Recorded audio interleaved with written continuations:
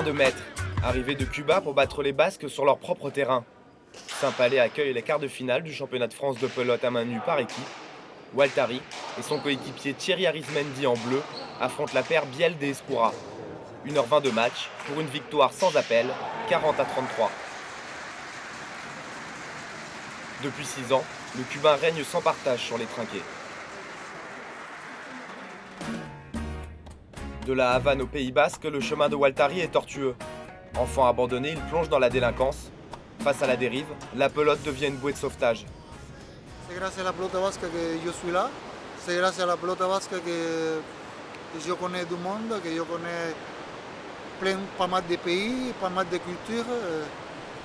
Et c'est pour ça que je le dis merci beaucoup. En 1990, Cuba organise le championnat du monde de pelote basque. Une révélation pour le petit Waltari qui rêve d'un avenir meilleur. J'avais 6 ans.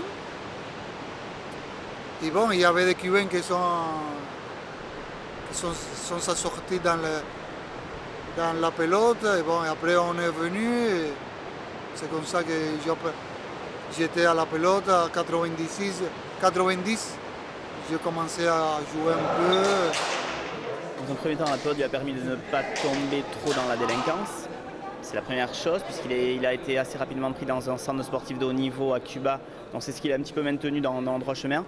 Et ensuite, c'est ce qui lui a permis de sortir de la précarité lorsqu'il était à Miami, où il n'avait pas percé dans le baseball.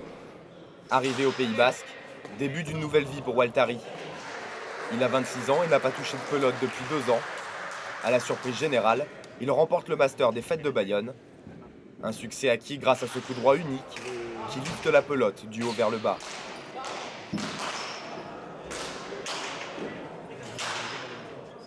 Un geste qui rend foudrage ses adversaires.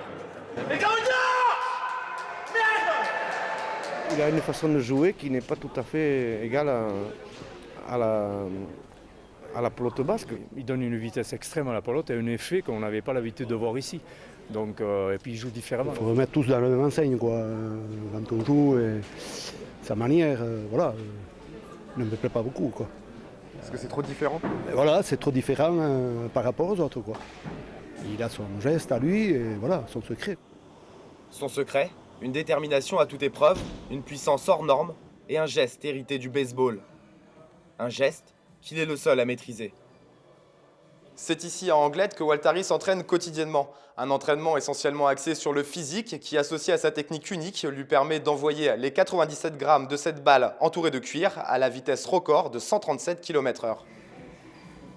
Avec sa technique, sa couleur de peau, ses origines, Waltari sort la pelote de ses traditions et déchaîne les passions. Il y a la jalousie. Moi, tu sais, je fais comme une innovation dans la pelote. Et ça dérange pas mal de personnes. Après ça dérange pas mal de personnes et ça aime beaucoup. Et ça aime à beaucoup de personnes.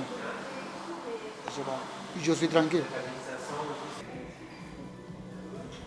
À 33 ans, El Phénoméno, comme on le surnomme, a encore des étoiles plein la tête. Filé vers une 5e victoire au Master des Fêtes de Bayonne de juillet, une performance inédite pour faire briller un peu plus son nom dans l'histoire de la pelote.